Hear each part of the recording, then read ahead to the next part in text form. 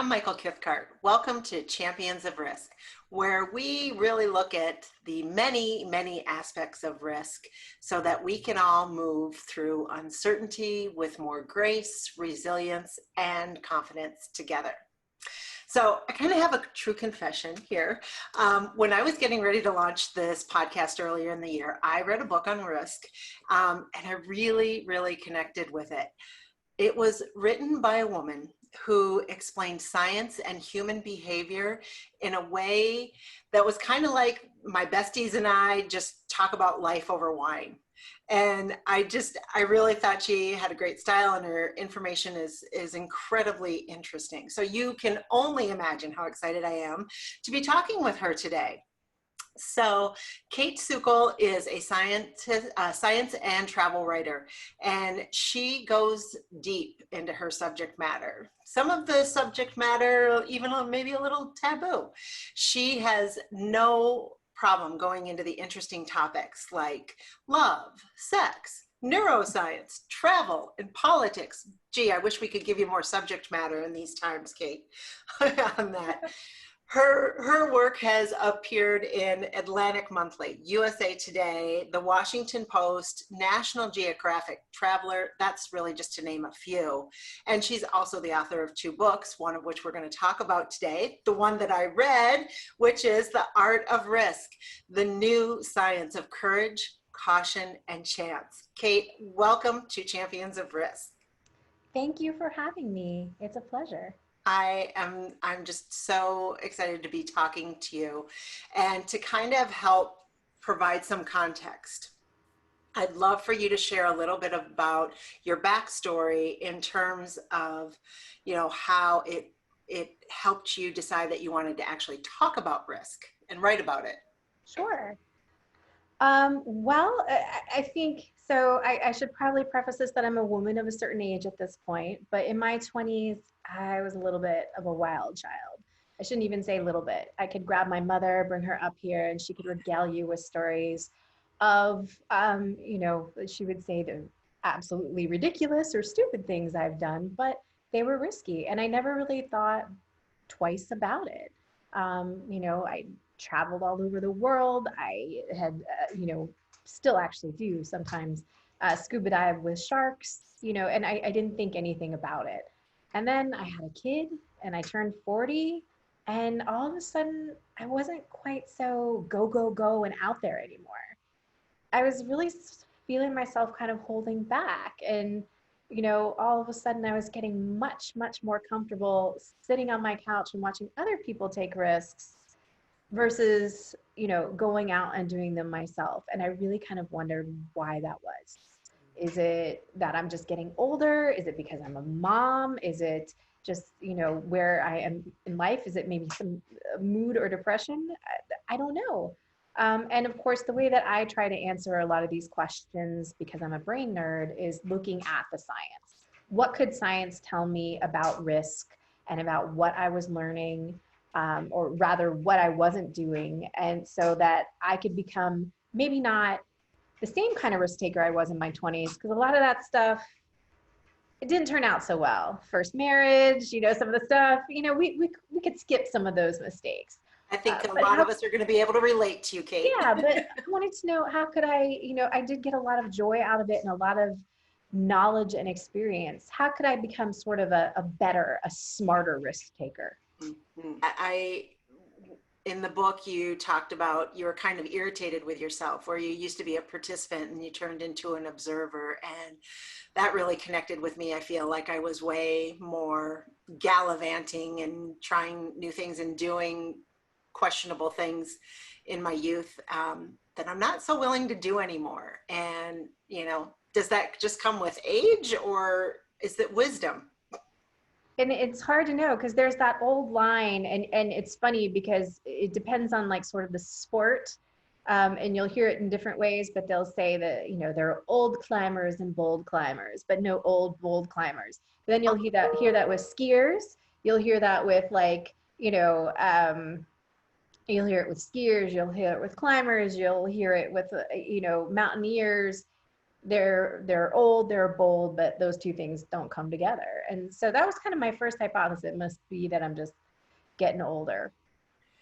And just like the Cliff Notes version, that's not necessarily true, right? I mean, give us hope. So on its face, it actually is a little bit true, but it's not necessarily age. It's the fact that we have accumulated a lot more experience about what some of these risks, what the consequences of these risks entail. And because of the way that our brains are designed, kind of constantly running this algorithm to see whether a particular decision or a particular behavior makes sense, what that means is after all this experience where we did fall on our face, or we did know, oh, you know what, going out every Saturday day night was not as much fun as it really was all that chalked up to be. It just sort of builds up this experience, this knowledge that sort of it changes the equation a bit, and it's somehow not as important as it used to be. So it may be that in your brain, instead of thinking about, oh gosh, yeah, I totally want to, hike the Appalachian Trail, there's that part of you that remembers the last time you did it. It rained the whole time. There was a huge leak in your tent, and the payoff was not as exciting as you thought it would be. And so you're taking those kind of things with you, and it's little things, big things, and over time, it really changes that algorithm that's running in your brain. Okay. Well, let's talk about the brain a little bit, Yeah. and want to have you share with us like what is going on inside of our brain when we encounter or perceive like a threat or a risky situation. So I'm going to take it one step back, because I think it's important before we sort of talk about this circuitry to think about what the brain's main job is. Great. And if you were to distill it down into a single sentence, and of course, this is really distilling it down. The brain is an immense, powerful, complex organ. But really what the brain is, it's in the prediction business. It is trying to figure out what's coming next in the world to help you not just survive, but hopefully thrive. And so when it's making these risk assessments, that's kind of what it's doing. It's trying to predict, okay, what's going to be happening, not just right now, 20 seconds from now, and 20 minutes from now. So that means that there is a lot of survival sort of base brain regions that are involved with risk taking. We haven't always lived the way we do now. Back actually not that long ago, we were sort of hunter gatherers. We had to be on the lookout for predators. We had to be sort of in a state of stress to find food. We had to, really kind of have this awareness again for survival. And the brain areas that help us with those particular drives, hunger, sex, thirst, etc., they're involved with risk assessment. And they're called the basal ganglia. It's a bunch of areas that are lower in what's often called our reptilian brain, and they're really there to help us get the things we want, to feed us, to sate us. But of course, as we all know, the things that we want may not be appropriate in the moment.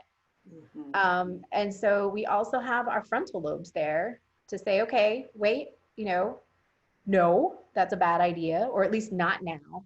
I think one of the purest examples I have of this is my kid when he was 2 years old.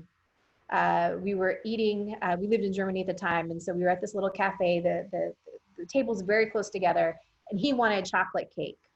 And I told him, no, I wanted chocolate cake too, but we were eating our dinner, and he was going to eat his dinner first. You are in Germany, a Yes, great place to have chocolate cake. absolutely. So the lady next to me had just ordered the chocolate cake, and my 2-year-old hops down from his seat, literally scoops this woman's chocolate cake and shoves it in his mouth. I can understand the urge. So not only I was horrified, but this is like the best example. He wanted it. His frontal lobes weren't developed enough to say, A, it's inappropriate to take it from the stranger's plate. B, you have to eat your, food first or whatever else. But that's what the frontal lobes are there to do. They're to say, okay, no, this isn't good for you. You can't have chocolate cake because you need to eat some real food with some actual nutritional value. No, you're not supposed to steal stuff from the table. Or at least not now. Okay, eat your dinner first, and then maybe you can have it. So that's sort of the second part. a third part is the limbic system, and this is the brain's emotional. And we think of emotions all the time as, happy, sad, etc. But we also, I think everyone, when they think about it, they realize this is true.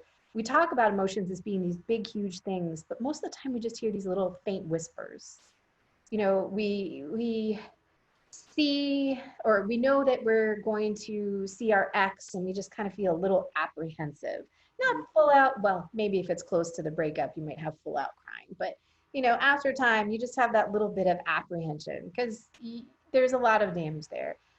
When you see certain people that you love, you have that faint whisper of joy and you're so excited to talk to them. And those faint whispers are also information. And what emotions are really great at and why they are there is basically to give us information about our past experience.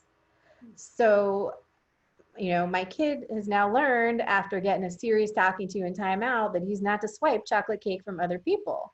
And so I'm sure, now when the tables are that close, he may have that faint whisper of emotion knowing not to.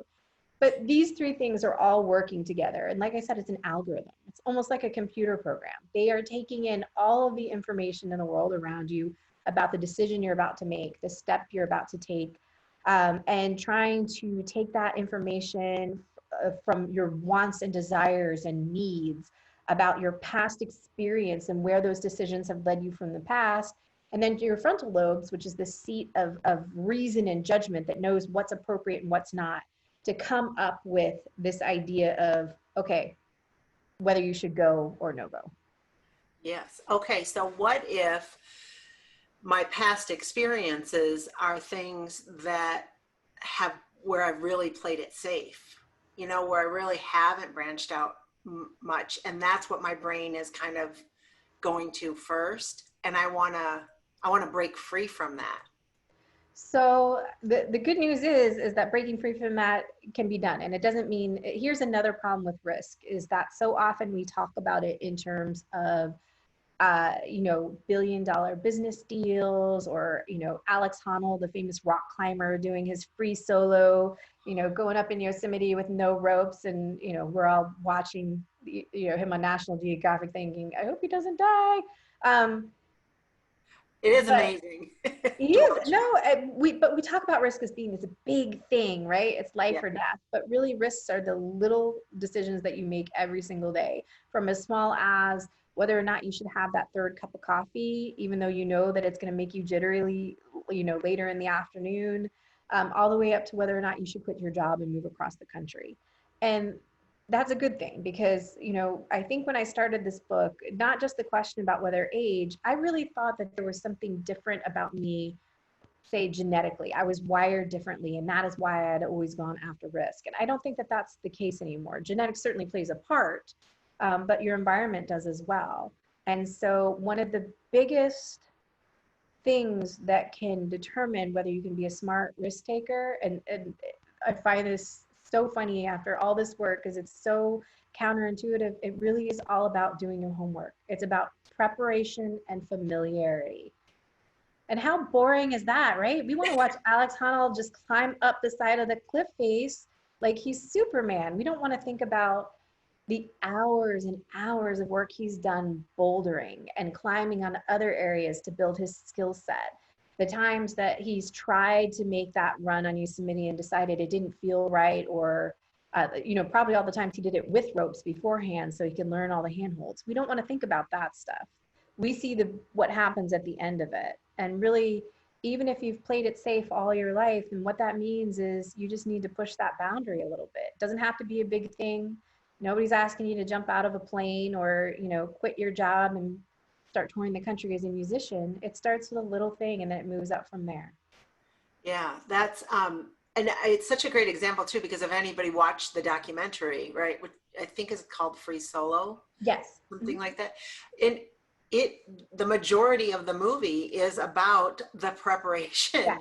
But that nobody he ever talks about. I mean, I'm glad that movie did, but so often when we see the little videos on YouTube, we don't see that part of it. And it's not just the preparation for that one climb. It's the preparation that somebody like Honnold has done since the day that he started climbing.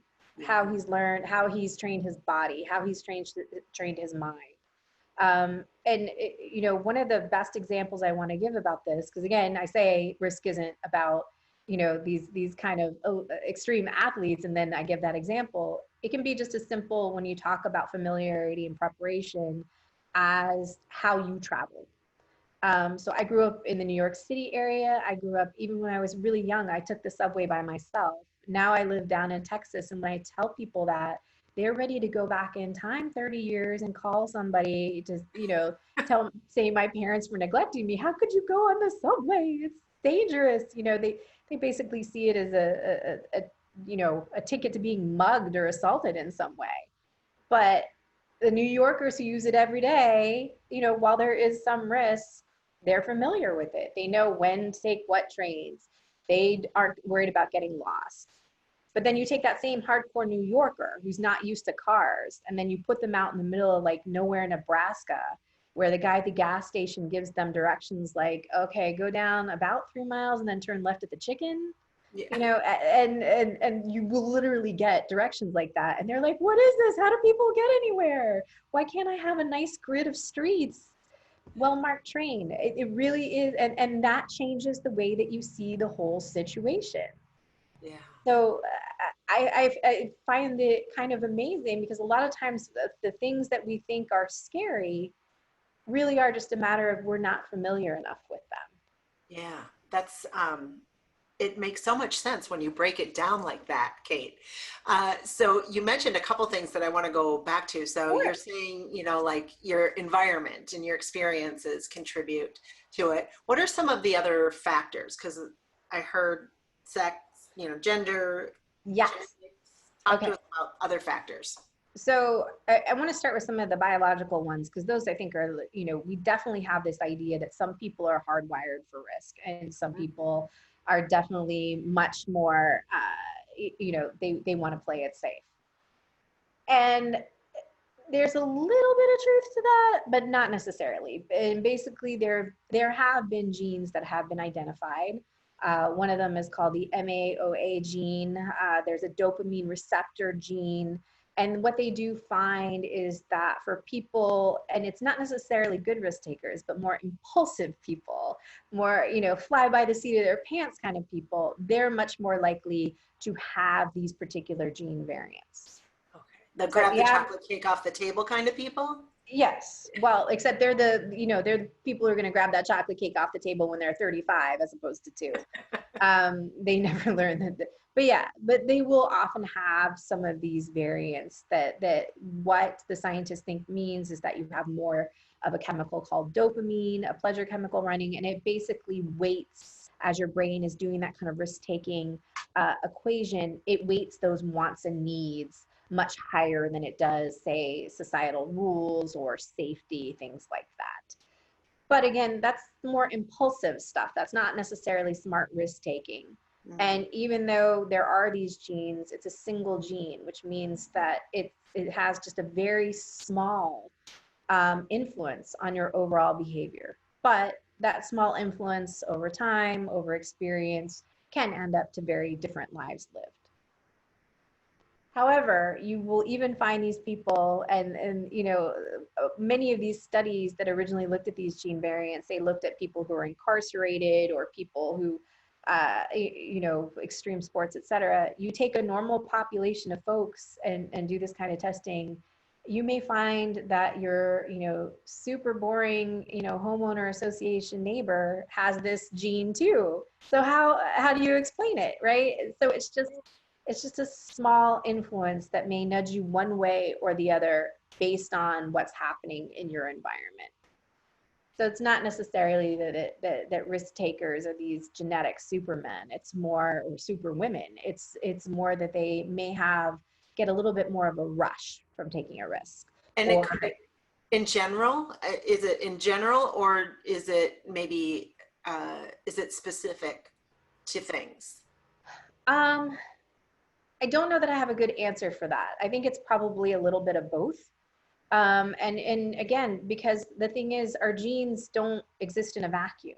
Our environment, and again, if you think about the brain as being a prediction machine, the environment that you find yourself in and what's being thrown at you is going to change that equation.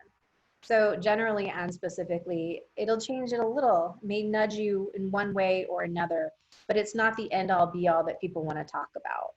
That MAOA gene, a lot of times they talk about it as the warrior or the worrier gene. So warrior, WARRIOR versus the worrier, the anxious, WORRIER. And, that's an oversimplification. You may sort of have one variant or the other, and you may, respond very differently in different situations because of your preparation, your familiarity, and your environment. You also asked about sex or gender. Historically, it's always thought that men were the risk takers and women weren't. But a lot of that is sort of based on outdated information. And a lot of it was also based on the fact that women didn't have the same kind of opportunities that men did, because we were pretty much getting knocked up every couple of years until we died in childbirth. Um, so now these days, what you see now that opportunities are arising, you see that women can totally hold their own in the boardroom. They can hold their own on, in these extreme sports. Certainly plenty of women are firefighters, first responders, take risky jobs. And so it's hard to say, is there something about men, they like to make the whole evolutionary argument that men went out and had to take risks to get food and fight off predators. So women were wired to stay home to take care of the babies. I don't know that you could, it was a different time and a different environment, but certainly as opportunities are opening up, what we do see are more women who are willing to take risks or super women. It's more that they may get a little bit more of a rush from taking a risk. And it could be in general, is it in general, or is it maybe, is it specific to things? I don't know that I have a good answer for that. I think it's probably a little bit of both. And again, because the thing is, our genes don't exist in a vacuum. Our environment, and again, if you think about the brain as being a prediction machine, the environment that you find yourself in and what's being thrown at you is going to change that equation. So generally and specifically, it'll change it a little, may nudge you in one way or another, but it's not the end all be all that people want to talk about. That MAOA gene, a lot of times they talk about it as the warrior or the worrier gene. So warrior, WARRIOR versus the worrier, the anxious, WORRIER. And, that's an oversimplification. You may sort of have one variant or the other, and you may, respond very differently in different situations because of your preparation, your familiarity, and your environment. You also asked about sex or gender. Historically, it's always thought that men were the risk takers and women weren't. But a lot of that is sort of based on outdated information. And a lot of it was also based on the fact that women didn't have the same kind of opportunities that men did, because we were pretty much getting knocked up every couple of years until we died in childbirth. So now these days, what you see now that opportunities are arising, you see that women can totally hold their own in the boardroom. They can hold their own on, in these extreme sports. Certainly plenty of women are firefighters, first responders, take risky jobs. And so it's hard to say, is there something about men, they like to make the whole evolutionary argument that men went out and had to take risks to get food and fight off predators. So women were wired to stay home to take care of the babies. I don't know that you could, it was a different time and a different environment, but certainly as opportunities are opening up, what we do see are more women who are willing to take risks. So, it's a matter of opportunity. And now women have these opportunities and they're showing that they can be successful in business, in all kinds of opportunities. And so I'd like to see a lot of these studies that originally suggested that women were more afraid of risk or less likely to take risks in a different way. I'd also say that historically, a lot of the studies that look at risk, they look at financial risk, gambling. So, uh, does that really play out with risk in the real world? Not so much. And when you think about it, the risks of having children, of trying to balance children and work, I mean, Mhm. we're risking different things every day. It's just a matter of perspective. Yeah. So the whole, I think, sex and gender argument also, when you really look at it more closely, kind of gets pushed to the side. I thought Um, it was really interesting in the book you mentioned, you sourced, I think, a research study, but it was that men are more likely to take risk. Maybe it's like skydiving or something. This isn't the exact point, but that women were more likely to have tough conversations, to yes. bring the topic up more than men. So men tend to be more kind of thrill seekers or impulsive. And what we see is that does land them in jail more often, and it makes them more likely to have substance abuse issues. These aren't necessarily the kind of risks that we want to take, right? But women, yes, much more likely to bring up an uncomfortable issue at work. Women are actually much more likely to go to bat for a coworker. And I found that really interesting because some of these studies talked about the fact that women won't ask for a raise for themselves, but will definitely go to bat for a coworker. And I find that so interesting because I think the risks there are the same, and yet there you see how much environment can change the situation, right? You feel uncomfortable asking for yourself, but not for somebody else. Yeah, Um, that shows up in courage a lot. Like the difference between what moves you from fear to courage, in that you sometimes like what's worth fighting for, because sometimes we can't find it in ourselves, right? right. Like we're not willing, or it doesn't seem as important when it's for us, but if it's for another, it pushes us through. No, I can see that. Um, so I mean, I think that genetics and biological sex, they do play probably some kind of role, but it's going to vary a lot based again on environment. We can never discount the environment, and I think those are the factors that when people look at their own risk profile and whether they tend to play it safer or willing to go out, balls to the wall all the time. Those are the factors where you really see a lot of variation. So where does it start? Groups, if all if all your friends are jumping off the Brooklyn Bridge, would you? Actually, yeah, kind of. You might, especially in the teenage years. What you see your friends doing, what they think is acceptable, what they think is safe, and that goes from seeing all of your, going back to the subway example. If all of your peers are taking the subway, you're not going to think twice about it either. Um, And your it's, bad behaviors in yeah, high school even too. bad behaviors. Yeah. Yes. So you're willing to take those risks, maybe, Yeah.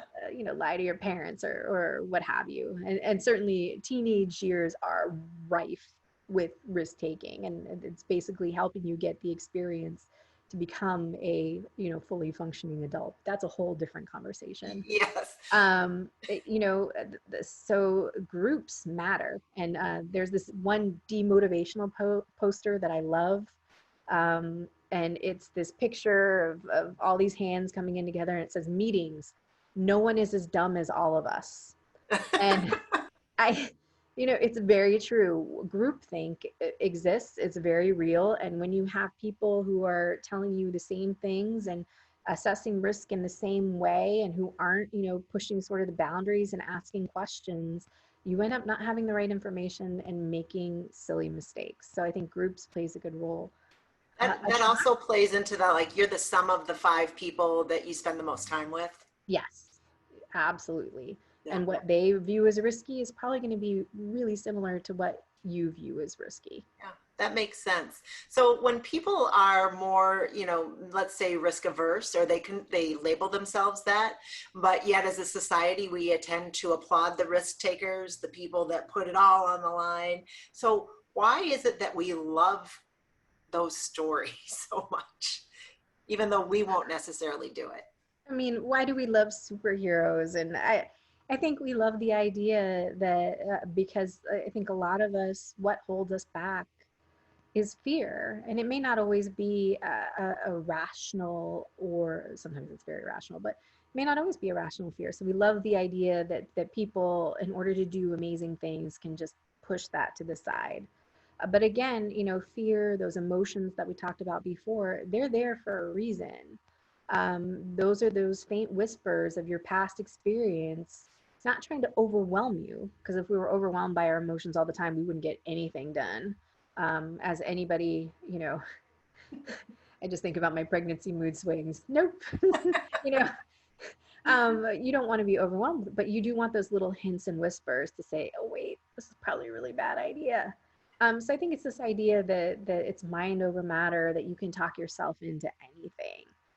But again, what we discount over and over again is how much practice, how much, preparation goes into those feats. And one of the things in the art of risk is I didn't just look at the science. I wanted to compare and contrast the science with real world risk takers. And so I spoke with a firefighter, a professional poker player, a brain surgeon, all these people, and even a free solo rock climber, actually the first female free, Steph Davis, free solo rock climber to do the Salanthe wall in Yosemite. And what shocked me, literally everyone that I spoke to said some variation of, I don't consider myself a risk taker. Yes. And I'm like, you run into burning buildings. You are 1,000 feet up on a rock face without a rope. What are you talking about? But That they is the don't see same it that thing way. with Yeah. every guest we've had on the podcast too. CEOs, firefighter, people who have traveled the world, they don't consider themselves Nope. that way.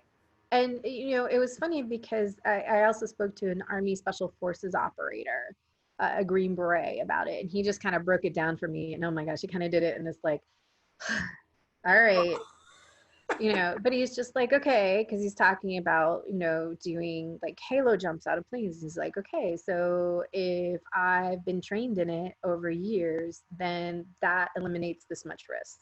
And if I've packed my own chute, then I know it eliminate and check my own equipment, then it minimizes the risk even further.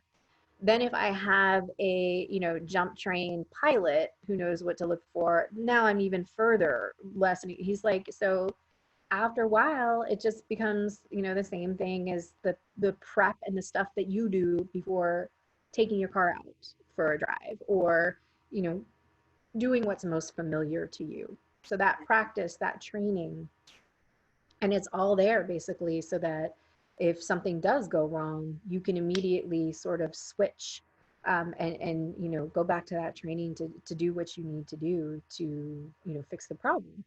Right, And because then you're also not starting from scratch, right? no, Pretty quickly you can probably find the one or two areas that where it went wrong instead of looking at it holistically because of all those other steps that were taken. well, I mean, if you think about something like skydiving, which is what people kind of go to for discussions about risk a lot of times, you can skydive on the same day that you pay to do it, but they're going to make you go through a few hours of training first, right? They want you to know the basics. They're not going to just say, oh, here's your parachute. That's where you pull, jump out and go. Even a tandem skydive, you're going to get a bit of training before you go out.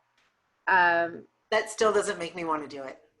It's fun, but um, it, so I think that so often, and it really did shock me, they really didn't see themselves as whether they took social risks, business risks, physical risks, they did not see themselves as risk takers. And I think so much that really does come down to familiarity. They have this expertise in a niche area. They've done the work, they've done the preparation. And the great thing about that is, instead of this idea that they're somehow genetically wired to do this stuff, there's some kind of superheroes that are different from the rest of us. What that tells us is everybody can be a successful risk taker. Yeah. We just need to do the homework. We just need to figure it out, what we need to do to get to that point.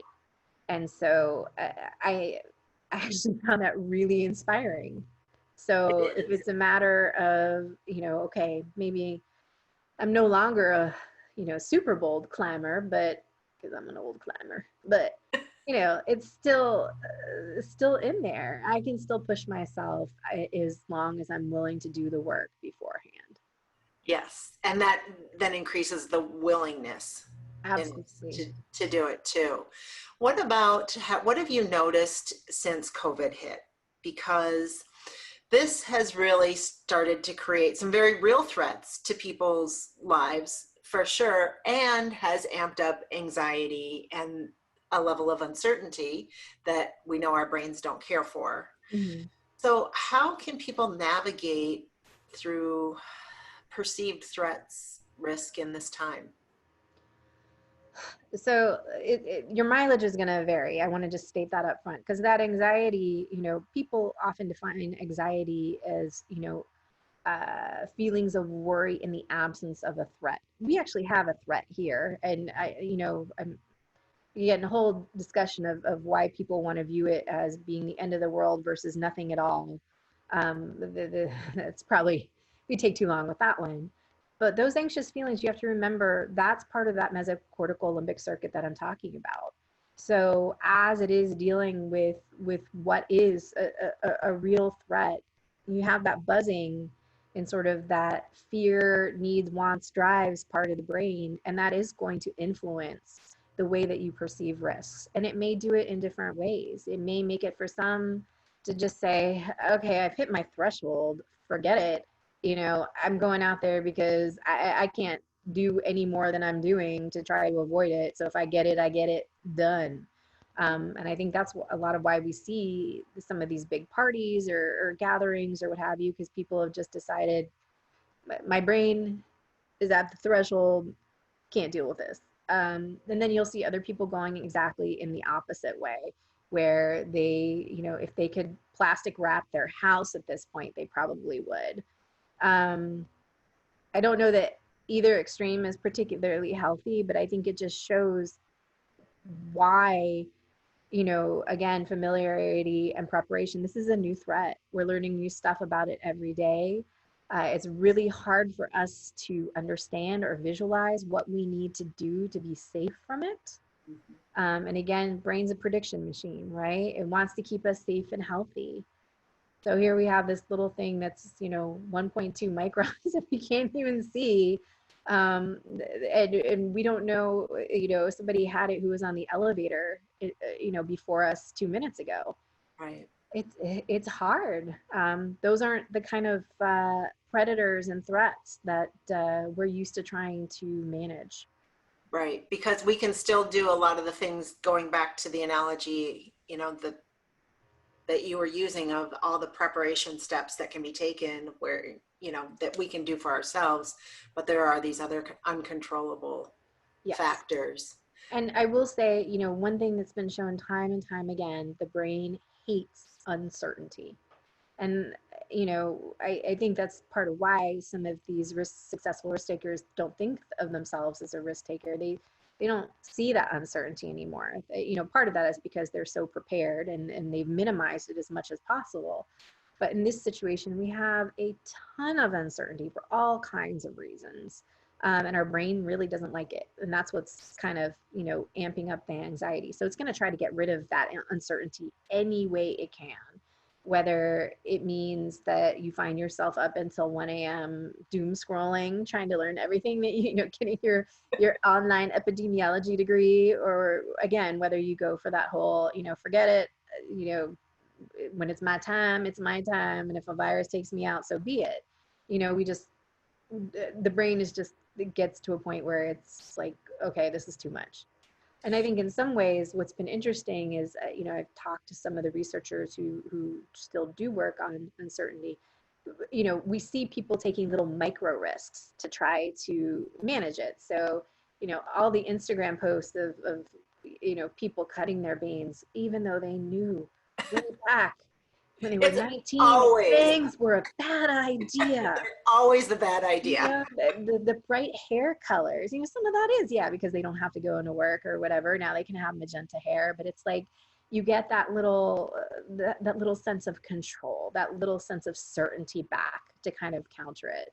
Um, you know, one friend's son has basically turned his basement into this like parkour ninja warrior course, and he's down there all the time, literally bouncing off the walls with flips and stuff. And, that's something that's helping him deal with sort of the anxieties of not being able to be in school, and not being able to go out with his friends. And his mom's kind of like, okay, do it. I'd rather deal with a broken arm at this point than, you killing grandpa.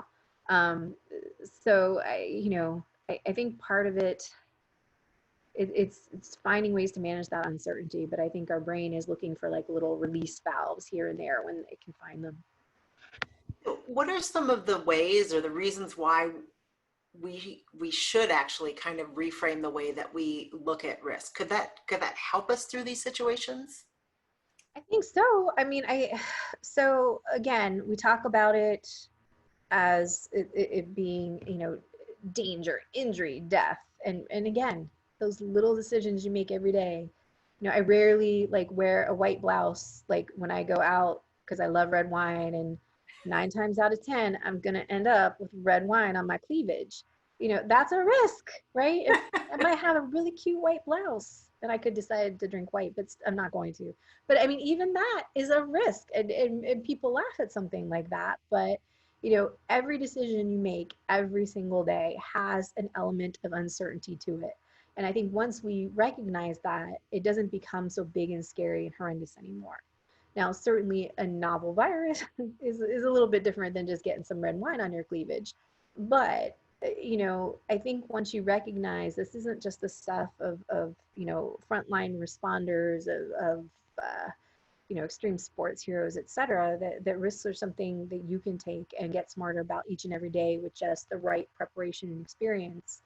You don't necessarily have to, you need, I don't want to give any specific virus related stuff because so much varies based on where you are. And I'm not an epidemiologist, but maybe, you'll feel like it's okay and you can get what you need by having a socially distanced, drink with your neighbor. Everybody's 10 feet apart. You get your mask on, you got your glass of wine. So you get that socialization you need, or you get to have that time, but you're not risking infection. Maybe you can, instead of seeing this time as something that is, taking you away from the world, it's an opportunity to learn something new, maybe take that class, or work on that skill. And I think, maybe it's sourdough bread baking. That's another thing we see tons of. Everybody's, baking and cooking and whatever. But, fine, totally perfect your pie crust right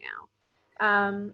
I think that more as you realize that uncertainty is really part and parcel of our lives, again, every decision, everything that we do, it becomes easier to deal with. It becomes less overwhelming, even in the face of this kind of invisible and insidious threat. And how would you say that we could go about taking charge of risk? So I think it really does come back to, I think to take charge of risk, the first thing is you need to have some self-awareness. You need to know kind of what type of risk taker you are. Whether you're that more play it safe type of person, or whether you're that totally impulsive, fly by the seat of your pants, not going to learn anything till you fall flat on your face kind of risk taker. Knowing what sort of your baseline is helps. And I'm often asked, is there some kind of online quiz I can take, or is there some kind of metric? Unfortunately, not really. I mean, I I think bet you could create one. I bet you could come up with a quiz. but I think what kind of activities do you like to do? What kind of people do you like to hang out with? What gives you that kind of buzz? What makes you kind of recoil a little bit with anxiety? You can do that kind of assessment and figure it out where you fall on the baseline and what you need. And then it really comes down to, as lame as it sounds, that prep and homework, right?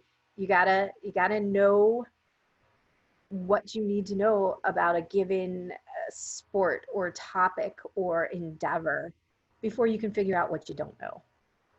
Um, so being able to understand the knowns, the unknowns, where you kind of fit in that. It's so much of this really comes down to self-awareness and homework. And that's of course what nobody wants to hear. That's like, can I just take a pill? Can I, Right. you know, Yes, there are step-by-step steps that you can take that yeah. will help, but it's not immediate. It's Well, and it doesn't even, this doesn't mean that you have to sign up for a skydiving course or that you should, start driving, 20 miles over the speed limit or what have you. It can be little things. yeah, We're creatures of habits, and so even taking little risks, like instead of always getting the eggplant parmigiana from your favorite, Italian takeout, you try something different. You go for a pesto. Oh, whoa, you shock your spouse, whatever else. But try something new. Take a different way to or from work. These little risks over time make you more confident. It hones that algorithm in your brain, and it seems mundane, but really what it does is it gets you more comfortable with uncertainty. It gets you out of those habits and ruts, and it makes you better at assessing risk with these little things so that when the big things hit, you're ready. yeah, yeah. What's one thing that if for you to move forward in it, Kate, it would be taking a risk for you? Something that you haven't done yet, but is on your horizon. See, I have teenagers, so right now it feels like a lot of times the big risk is letting them go out and fall on their faces, which I know that they're going to do. So it's taking the risk of letting them fall on even when I can see it coming a mile away. Yeah, And doesn't that feel riskier than almost everything you've ever done in your life? it does. Yeah, they're going to go splat, and I'm going to have to be there to help clean up. But yeah, so that's the hard part. And it's boring. I'd love to say, yeah, I'm gonna go swim with sharks in the Galapagos, or I've actually done that already, but something like that. But really, at this point where I am in my life, it's seeing my kids who, and again, I sort of referenced earlier, and there's a whole chapter in the book about teenagers. They are a special kind of risk taker, and so knowing that I need to let them take these risks and make these mistakes so that they can become fully functional adults is a huge risk for me, because I know that I could protect them from them and in the short term make sure that they don't muck it up too much, but in the long term they'll be worse off for it. Yeah. Oh, good luck with that. Uh, I want to just share the book title again for our listeners, because it really is a great read, a lot of great information and Yeah. entertaining as well. And it's called The Art of Risk, The New Science of Courage, Caution, and Chance. Kate, how can people find you? So they can find me on my website, kaytsukel.com. Weird spelling, KaytSukel.com. You can find the book on Amazon, on Barnes and Noble, IndieBound. Although, since I love bookstores, a huge book nerd, I fully, fully support the idea of going to your favorite local bookseller and getting it there.